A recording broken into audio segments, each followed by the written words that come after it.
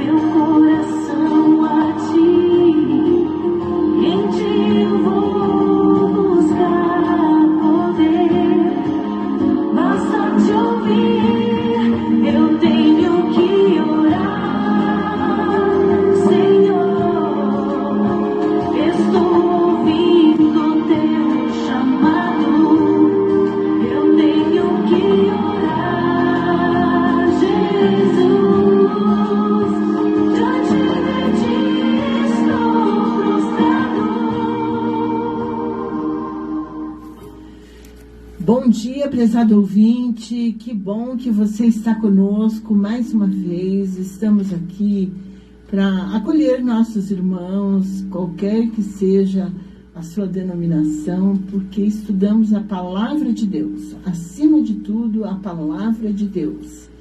Nesta semana estamos com um tema muito interessante: lealdade a Cristo. Pastor Ivan está acrescentando alguns outros temas que têm correspondência com esse daí, né, pastor?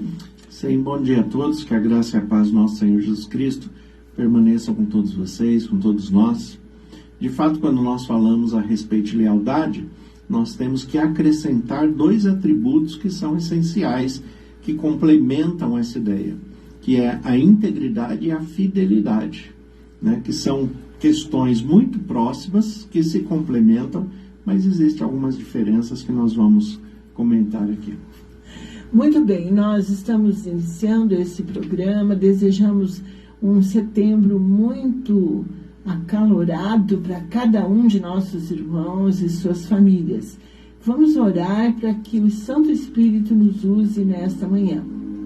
Querido Deus, estamos gratos por mais esta oportunidade de podermos estudar a Tua Santa Palavra.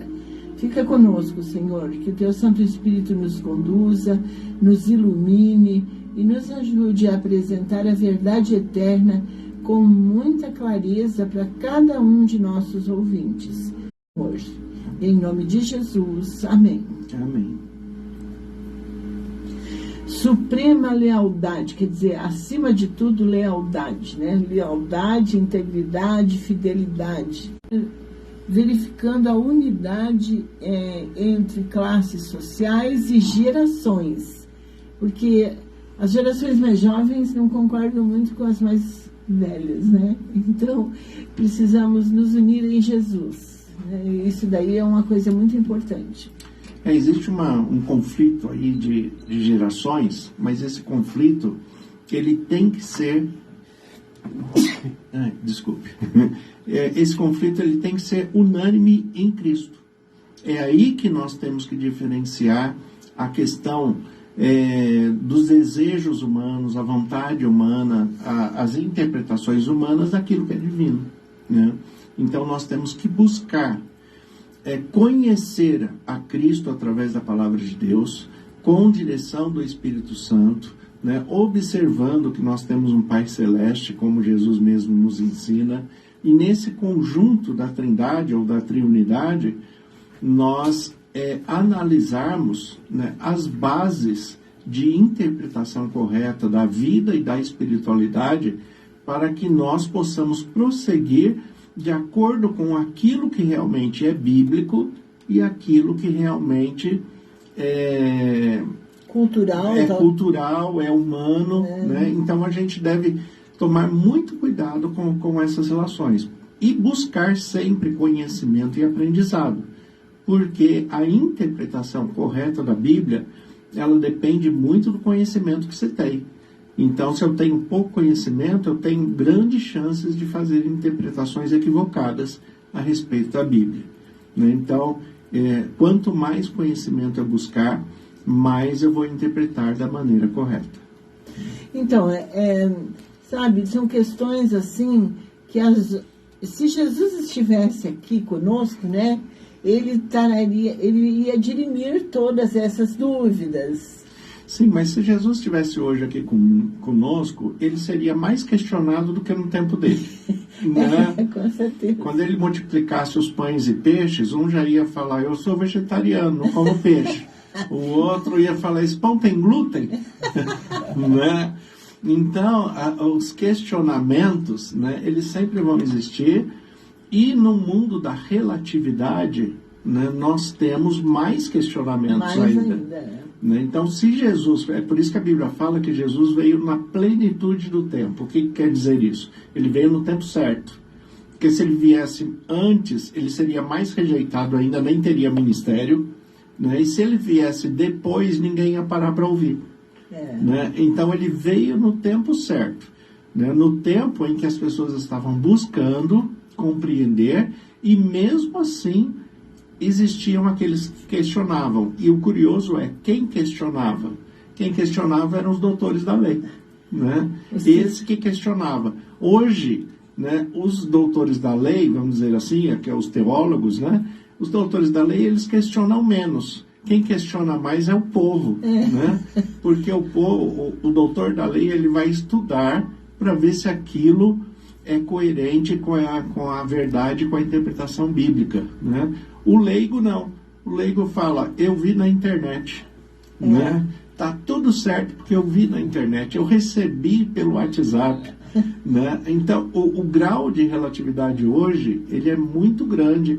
E buscar, né, realmente o que é verdade, para quem já fez mestrado, doutorado, por exemplo, sabe que esses ensinos superiores, até mesmo uma boa faculdade, os ensinos superiores, eles rejeitam aquilo que é informação de internet, de Google, de Wikipedia, né, que são sites de pesquisa. Eles rejeitam isso. Por quê? A não ser que você pode puxar de lá, mas você vai ter o livro que foi citado, aquela matéria, e você vai ter que ir atrás para ver se foi colocado igual. Né? Porque às vezes não foi colocado igual.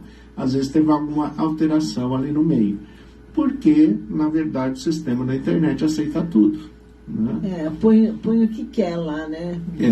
Então, essa dificuldade, né, que nós temos hoje pelo questionamento, e então ele leva a dois pontos que são difíceis e que vai interferir nessa questão da integridade, da fidelidade, da lealdade, né, que essa questão do relativizada, em que as pessoas passam, né, a ter uma interpretação própria, né, e começam a selecionar da Bíblia só aquilo que convém, só aquilo que vai ao encontro da sua interpretação e dos seus pensamentos.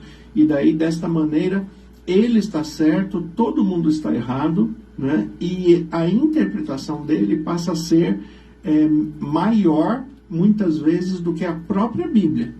Né, porque ele fala, não, eu penso assim, eu interpretei assim, e sou eu que estou certo. Né? Questiona até a palavra de Deus, né?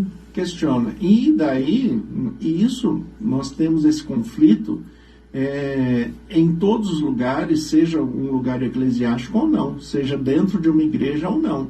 Agora, o pior de tudo isso é quando se tem dentro da igreja. Né? Por quê? Porque quando nós olhamos para a igreja primitiva, como nós falamos, as primeiras igrejas, existiam divergências, mas se buscava, pela oração e pelo estudo, se buscava unanimidade, né? E a lei, ela nunca foi mais importante do que a pessoa, né? Porque o objetivo da palavra é salvar a pessoa, né? É salvar a pessoa. A preservação da lei é para que a gente tenha consciência do erro, né? Mas que também não leva ninguém à salvação.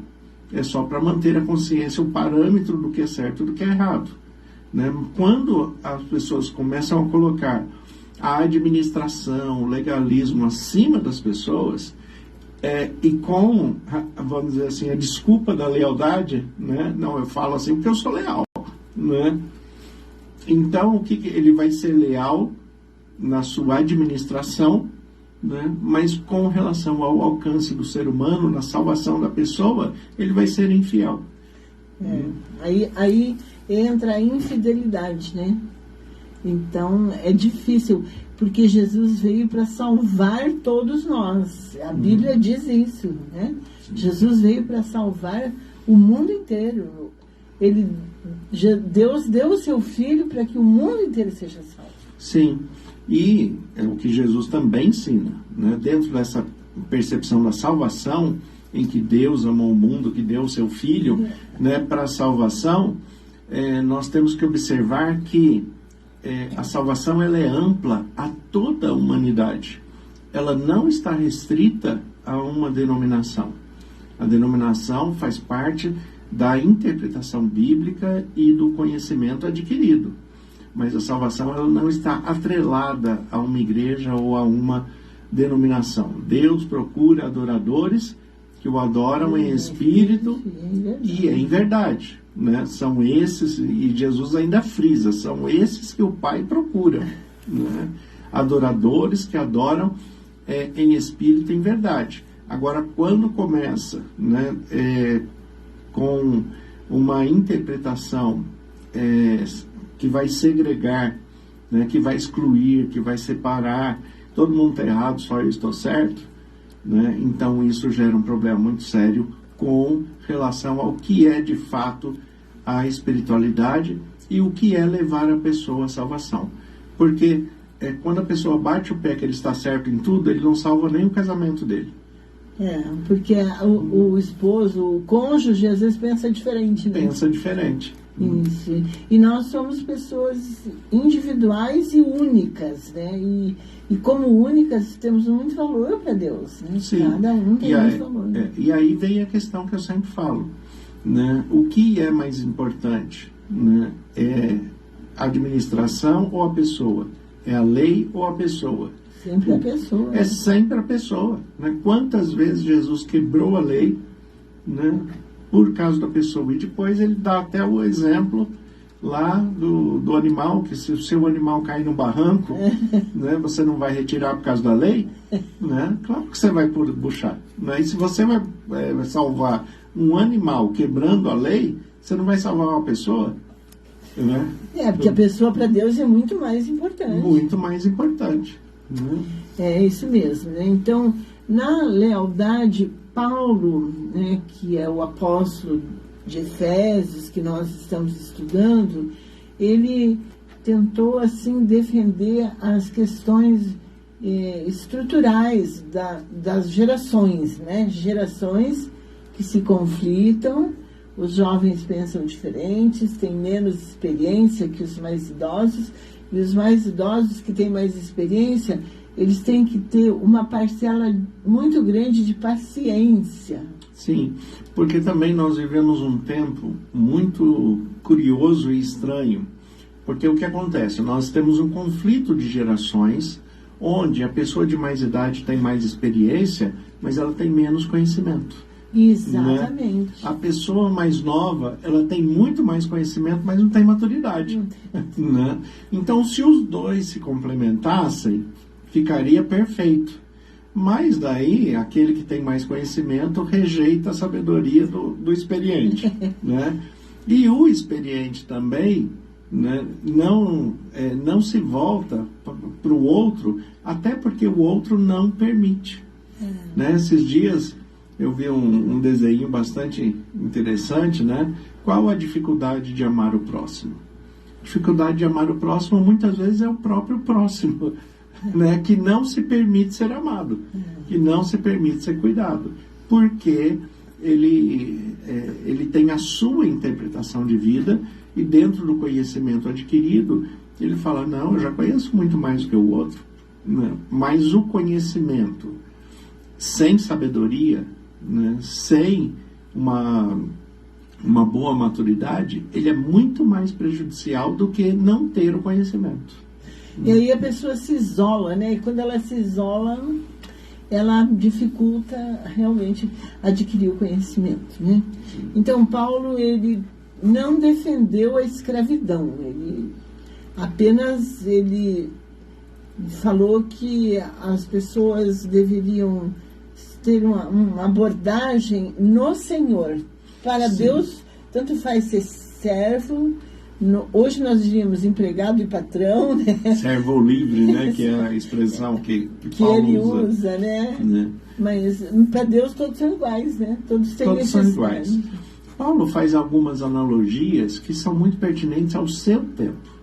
Até porque nós não temos mais escravos hoje, mas temos a noção de servos. O servo nada mais é do que colocado na Bíblia como a relação entre empregado e patrão. Isso. Né? É só isso. O servo é empregado, né? E aquele que está contratando, o senhor, como a Bíblia coloca, o senhor é o patrão. É o patrão. Né? Então, Paulo está fazendo uma analogia do seu tempo. A expressão escravo, para a nossa semântica, para a nossa interpretação da língua portuguesa, da interpretação semântica, ela não cabe dentro do aspecto teológico. Porque Deus não quer escravos, Ele quer filhos. Né? O escravo é aquele que não tem autonomia para decidir, né? E não tem desejo próprio. Ele vai fazer simplesmente o que o Senhor manda e ponto. Sem questionamento, sem nada. Né? E não é isso que acontece com Deus. Vê o caso de Maria, por exemplo, que Deus manda um anjo para falar com ela, né? Ela começa a discutir com o anjo. Né? Fala, não, senta aqui, vamos questionar, né? Como é que vai acontecer isso? Eu não sou casada. Né? Daniel faz a mesma coisa. Quando Deus manda o anjo falar com ele, Daniel está muito antes do que Maria, centenas de anos antes de Maria. E ele faz a mesma coisa. Vem o anjo, ele fala, não, né, na sua explicação está faltando detalhes, eu não estou entendendo isso daqui, até que chega uma hora que o anjo fala, isso aí não é para você entender mesmo, né? Isso aí não é para você, isso aí é para estar preparado, estar reservado para o fim, né? Mas existe esse questionamento, e isso não quebra a lealdade, né? Não é o questionamento que quebra a lealdade, é a não aceitação da verdade. Então, quando Paulo usa essa expressão do escravo, é que no tempo dele, a escravidão era uma coisa muito diferente. Porque o escravo, ele tinha a possibilidade de estudar, ele tinha a possibilidade de ter autonomia financeira, né? E depois de um certo tempo de trabalho, ele tinha a oportunidade de decidir se ele queria continuar escravo ou não. O direito à alforria, né? É o direito à alforria. Então, é muito diferente do que o conceito de escravidão que nós vivemos. E Paulo aplica isso a Cristo, por quê? Porque no direcionamento de Deus através de Cristo Jesus e pelo Espírito Santo, né, o que ele coloca aqui? Ele coloca, num primeiro momento, não é que nós somos escravos, nós nos fazemos escravos. Né? Nós somos servos do Senhor, né? Paulo ele tem algumas referências na Bíblia que ele fala isso dele mesmo, né? Eu, escravo de Cristo, né? Então ele fala isso dele mesmo. Por quê? Porque ele está em fase de reconhecimento, ele está em fase de estudo, ele está em fase de crescimento. Mas quando ele conhece, né, que ele tem o direito da liberdade, que é o que Jesus fala, conhecereis a verdade e a verdade vos libertará, né? Ele tem a oportunidade de ser livre quando ele alcança o conhecimento, mas ele não quer, ele quer continuar sendo sujeito ao seu Senhor. Né? É muito bom isso daí, né? Porque se sujeitar ao Senhor lá do céu, né? É um privilégio para nós. É né? um privilégio. Então, Paulo deu conselhos aos filhos, né? Ele disse: filhos, obedeçam e honrem seus pais no Senhor.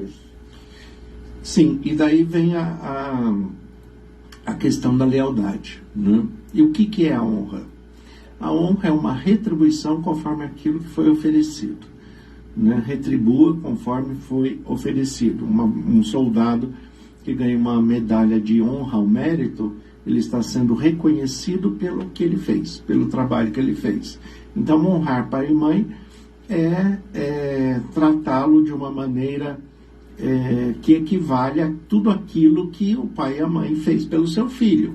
As noites sem dormir, o investimento financeiro, né, o dom da vida. Né? Então, tudo aquilo que se refere a pai e mãe deve ser retribuído com honra. E isso vai estar também dentro do campo da lealdade. Porque se uma pessoa convive com uma que merece honra, mas ele não dá a devida honra para essa pessoa, ele não está sendo leal. Feriu a lealdade, né? Feriu a lealdade. E se ele faz isso com um ser humano, que é o que João fala, se você faz isso com um ser humano que você vê, quanto mais com Deus que você não vê. Então. Né? Porque nesse ponto, a gente é meio avestruz, né? O ser humano é meio avestruz, enfia a cabeça na terra e se ele não estiver vendo, ninguém está vendo. Né? O corpo está para fora, mas ninguém está vendo. E muitas vezes as pessoas têm esse sentimento em relação a Deus. Pelo fato dele não ver Deus, ele acha que Deus também não está vendo. Né? E aí ele começa a ter atitudes com menos integridade, com menos fidelidade e com menos lealdade. Né? Então, e isso vira um problema na questão do ser cristão. Porque o ser cristão é ser imitador de Cristo, mas é pensar como Ele, agir como Ele, falar como Ele, interpretar a palavra de Deus como Ele. Né? Então, quando aqui ele coloca filhos, obedecei aos vossos pais no Senhor, pois isso é justo, e honra teu pai e tua mãe, o primeiro pai que ele tem que lembrar é o Pai do céu. O Pai do céu, é o celeste. Esse é o primeiro pai que ele tem que lembrar. E se a gente for dar honra a Deus, retribuir conforme nós recebemos dele, o que nós devemos a ele? Nossa, nós devemos um monte, né? Não podemos pagar, não dá para pagar o que ele faz por nós. Não tem como. Não tem né? como. Por mais que se faça, né, a vida inteira, ainda vai faltar muito. Ainda vai faltar. Né? Então, esse primeiro aspecto aqui, ele deve trazer esse pensamento. Agora, quando a gente utiliza aqui nesse versículo 1 de Efésios 6, pais, filhos, obedeçam aos vossos pais, né? Nós temos que lembrar de uma coisa, que aqui no versículo 1, a palavra pais está se referindo a pai e mãe. Né? Ah, sei, não é só a figura masculina. Né? Masculina, obedeçam aos vossos pais. Agora, quando chega, o texto se inverte e fala para os pais em relação aos filhos, ele fala: pais, não provoquei os vossos filhos a ira, né? Mas criai-vos sob a disciplina e a admoestação do Senhor. Né? Aqui no versículo 4, onde ele fala: pais, não provoquei os vossos filhos a ira, aqui sim ele está falando só os homens no plural. Porque a palavra grega é diferente. Né? A palavra grega utilizada no versículo 1 e no versículo 4, elas são diferentes. No versículo 1 é pai e mãe. No versículo 4 são só os homens no plural. É que na língua portuguesa a gente não tem como... Não tem como diferenciar isso. Né? Então, é interessante essa questão de que as línguas modernas, às vezes, elas não trazem assim uma fidelidade na tradução. Né? Não é leal. Está fora da lealdade. Está fora da lealdade. A tradução, às vezes, não cabe dentro da lealdade, porque toda tradução tem perdas e não tem, né, como fazer uma tradução exata do jeito que é o original. Isso em qualquer idioma, não é porque é hebraico e grego. Qualquer outro idioma você não tem como fazer uma tradução 100% leal, fiel ao seu original. Porque é o que eu sempre falo, se você tem 8 opções de tradução para uma palavra, quando você escolhe uma, primeiro você está interpretando, porque você está escolhendo uma que pareceu melhor para você. Talvez o outro tradutor escolhesse outra palavra. Né? É por isso que existem várias traduções hoje em dia. Por exemplo, hoje com empoderamento feminino. Né? Essa expressão, né, que está tomando conta, já tomou conta de todos os lugares, o empoderamento feminino. Se a Bíblia, em Provérbios 31, fosse traduzida hoje, no versículo 10, onde fala mulher virtuosa, quem a achará, seria traduzido diferente. Porque a mesma palavra que traduziu como virtuosa, como virtude, também pode ser traduzida como poder. Né? Então, mulher poderosa, quem a achará? Né? Então, de acordo com o contexto, com a época, né, nós vamos mudando o conceito da tradução e vamos perdendo muitos detalhes dessa tradução. Né? Então, isso acontece em qualquer idioma. Agora, o que nós temos que compreender, que a Bíblia, na língua portuguesa, da maneira que ela foi traduzida, ela é suficiente para nós compreendermos aquilo que Deus tem a revelar para nós, para nos conduzir à salvação. Nisso não tem erro e nem dúvida. Com certeza, né? Nós temos... Então, a ordem de Paulo para que os filhos obedeçam aos seus pais, ela não é absoluta, então, né? Porque ele acrescenta uma palavrinha, no Senhor. No Senhor. É o Senhor que vai ser absoluto. Né? Então, obedecei, né, filhos, obedecei aos vossos pais, desde que o que o seu pai e sua mãe esteja mandando fazer seja aprovado por Deus. É isso que ele está falando. Concorde com o que né? Deus ensina. Porque quantas vezes na televisão a gente vê pai e mãe ensinando o filho a roubar? Então. Né?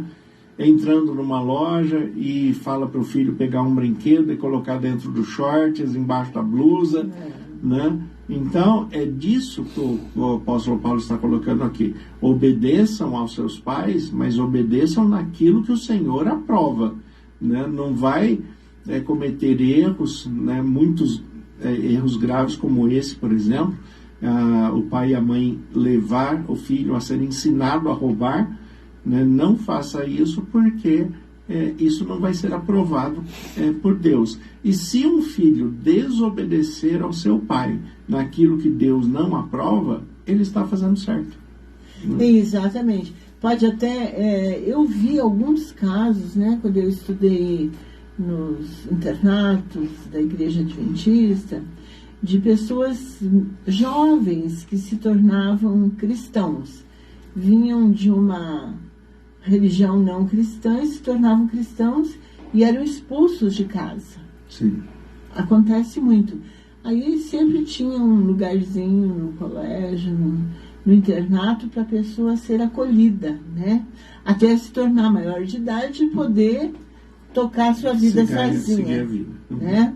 E isso daí era uma questão de que a pessoa queria obedecer ao Deus celestial e não ao Pai, porque o pai contrariava a lei de Deus. Né? Sim, é a questão que a Bíblia coloca, né? Importa obedecer a Deus mais do que os homens. Mais do que os homens. Né? E daí não importa se é pai ou mãe. E não obedecê-lo não está sendo uma atitude de desonra.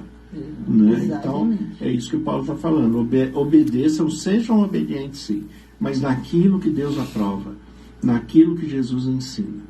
Né? Fora disso, você desobedecer não quer dizer que você está desonrando. Mas uma coisa que ele atrela aqui, dentro desse texto, é que honrar pai e mãe é o primeiro mandamento com promessa. Né? E a promessa é de longevidade. Né? Para que seus dias se prolonguem sobre a terra. Né? Então, é essa promessa. Então, assim, é um mandamento que, ao ser cumprido, da maneira correta, ele vai valer a pena, né? Agora, não quer dizer que todas as pessoas que honrem o seu pai e sua mãe no Senhor, né, vão ter vida longa também. Que às vezes tem, assim, questões patológicas, né? Sim, porque nós vivemos num mundo corrompido. Então, tem pessoas íntegras, fiéis, leais a Deus, né, que honram seus pais e suas mães e morrem cedo. Né? Porque quando a gente fala assim, daí de repente um jovem morreu, o outro já fala, né? Tá vendo? Não honrava pai e mãe. E não é por aí, né? Não é esse caminho, né? O que ele está falando aqui para que seus dias se prolonguem da terra, na verdade, o texto ele está falando muito mais de qualidade do que tempo de vida. Isso. Né? Então, o que ele está falando assim, para que o seu tempo de vida seja um tempo com qualidade. E se você honrar seu pai e sua mãe, independente da idade que você morrer, você vai ter um tempo de vida com qualidade. Quer dizer, vai viver intensamente, né? Que é o que Jesus quer para nós. Né? Sim, que nós venhamos a conseguir a realizar os nossos sonhos, os nossos projetos, os nossos objetivos, a conquistar aquilo que cada um quer dentro do seu coração. Né? Então, o que o texto está colocando aqui, olha, se você honrar seu pai e mãe, provavelmente você vai alcançar tudo isso. Por quê que vai alcançar? Porque o pai e a mãe vai sempre instruir para o melhor.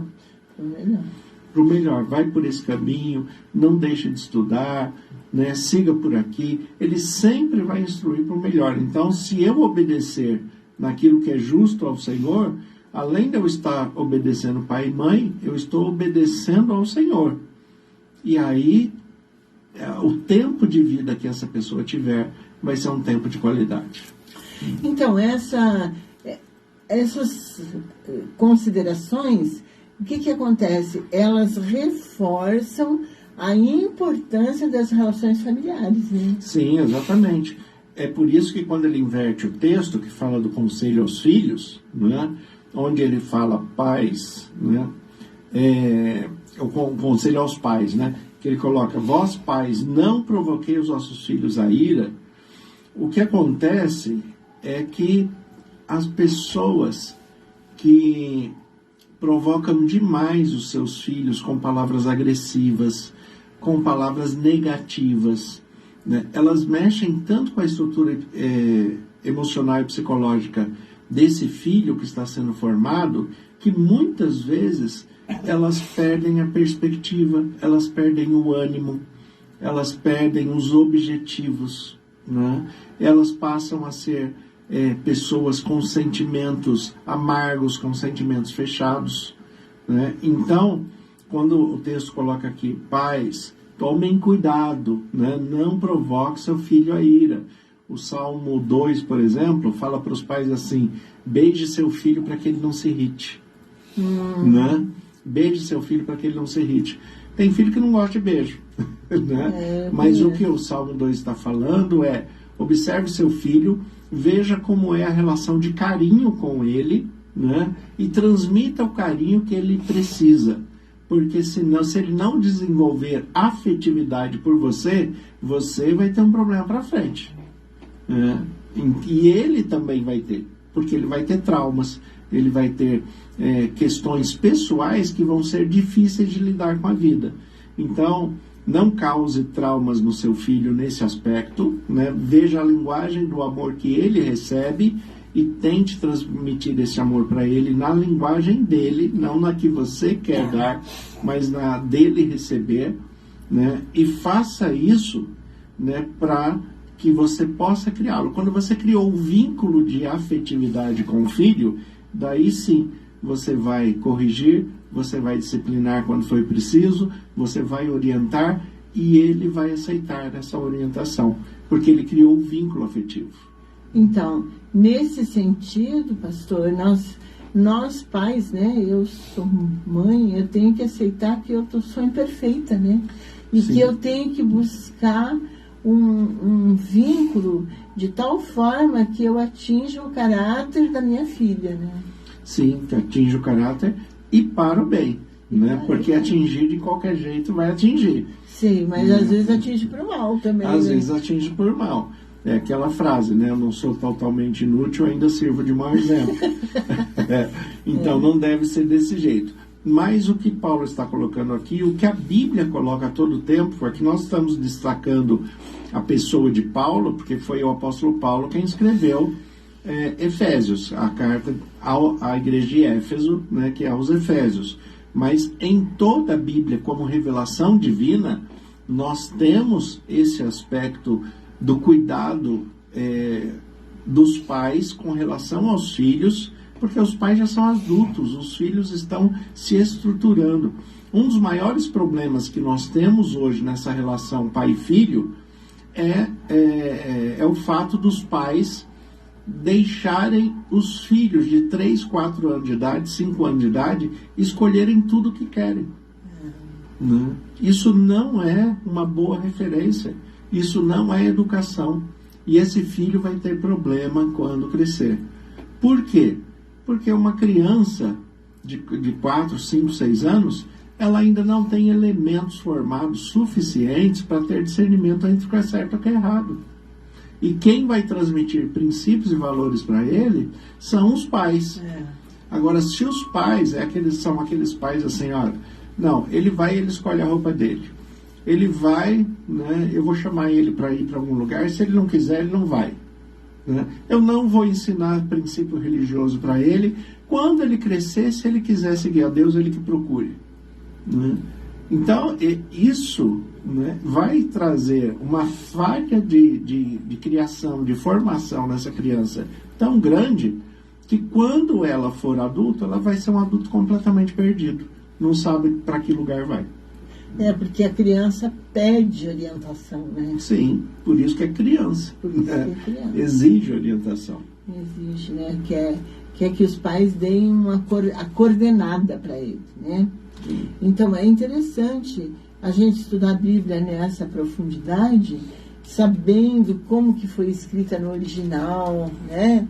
Porque isso traz uma segurança para nós. Sim, e conhecer a cultura também, porque não é só quando nós traduzimos a Bíblia, né, nós que trabalhamos com linguística, com as línguas originais da Bíblia, nós temos que buscar muitos livros e muitos a respeito da cultura. Daquela época. Né?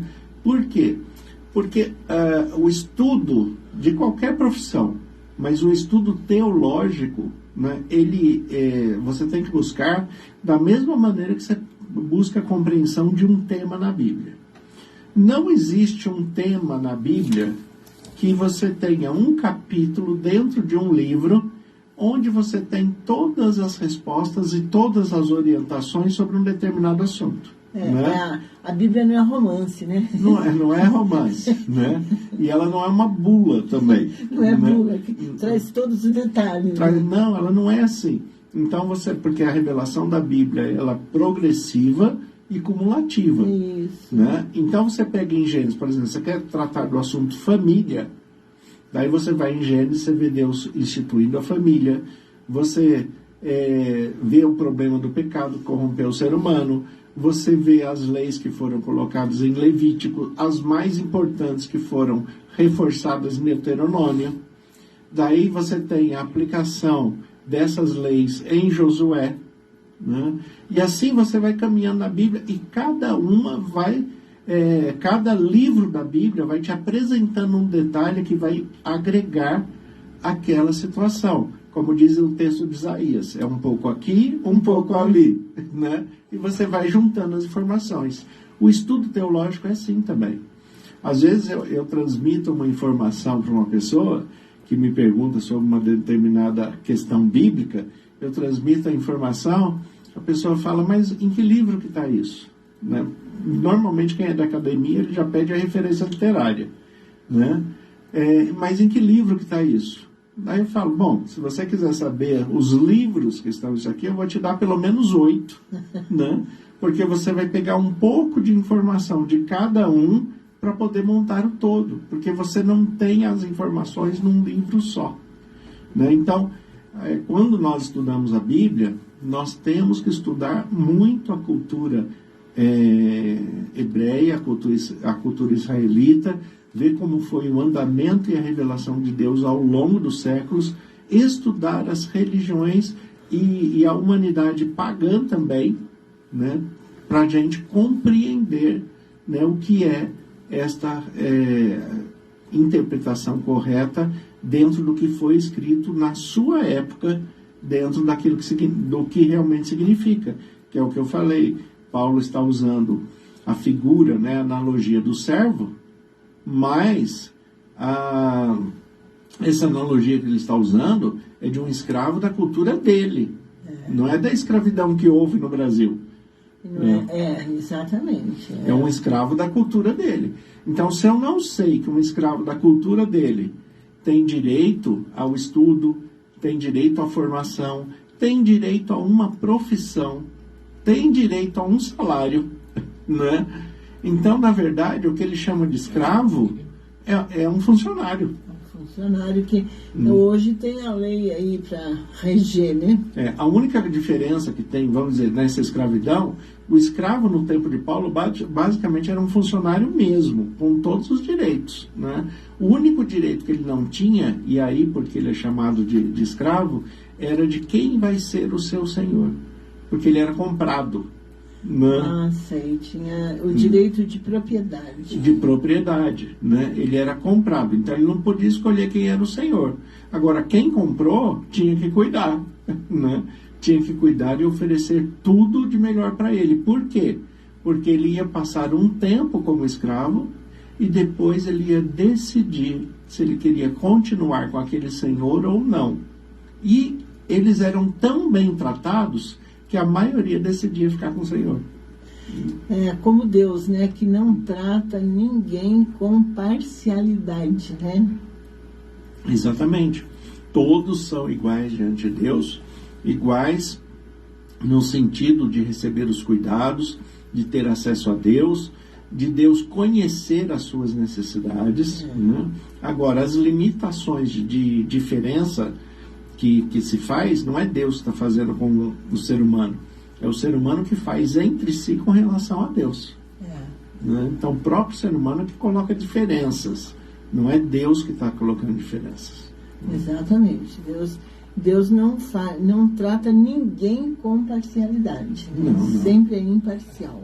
Por isso que no Senhor, escravos e senhores eram, perante a lei de Deus, iguais, né? Exatamente iguais, e é por isso que Paulo coloca essa questão aqui em Efésios 6, né? Ele coloca, né, que essa relação do senhor e do escravo, ela é uma relação tão igual no sentido da dependência, porque o senhor depende, né, do trabalho que ele desenvolvia, né? O escravo depende do salário que recebe, né?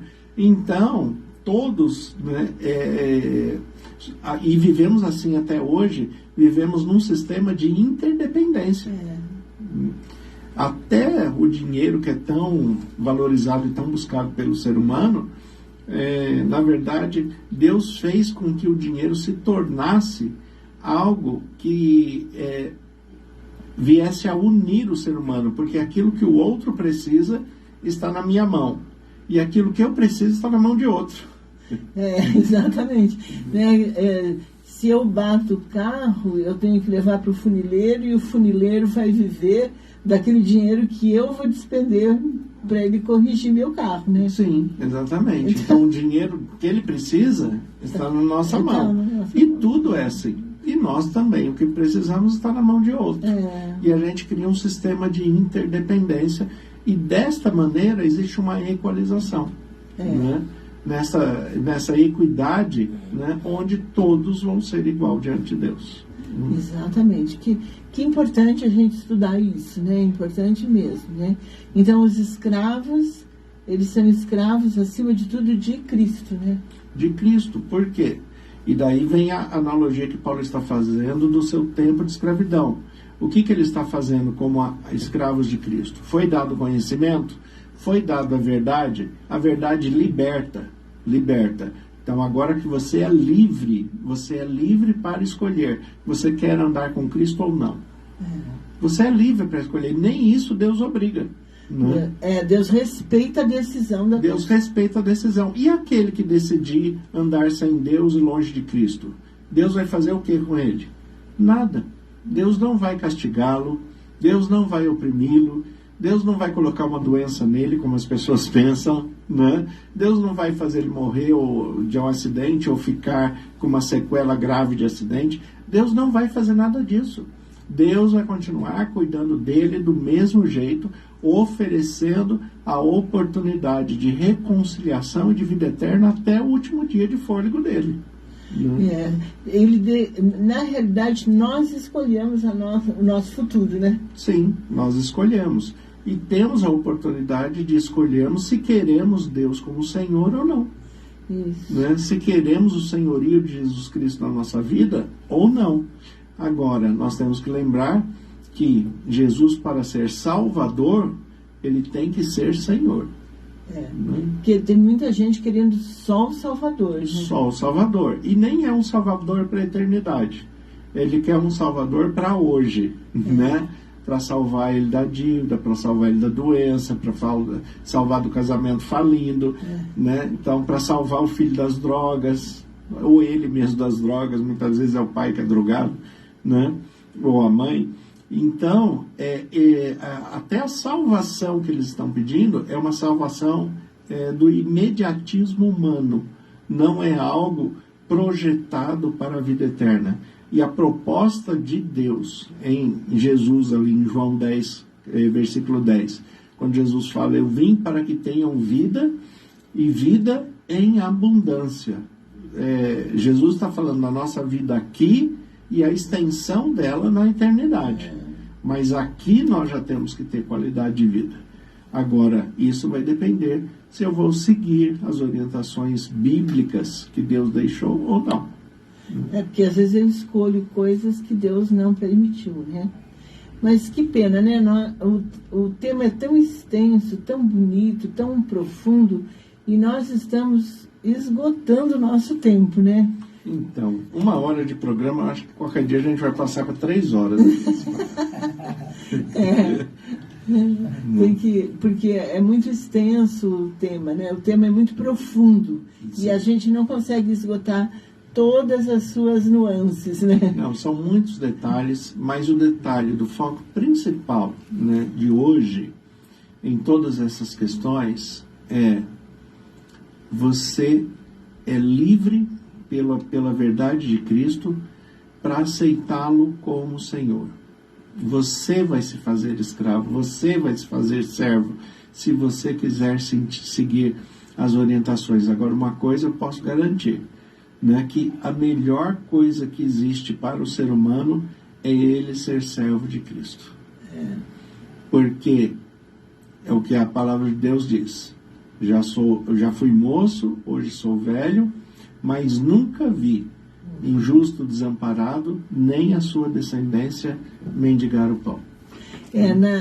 Quando nós nos tornamos cristãos, a cristandade é um cuidando do outro, né? Eu sinto isso com a comunidade que eu participo.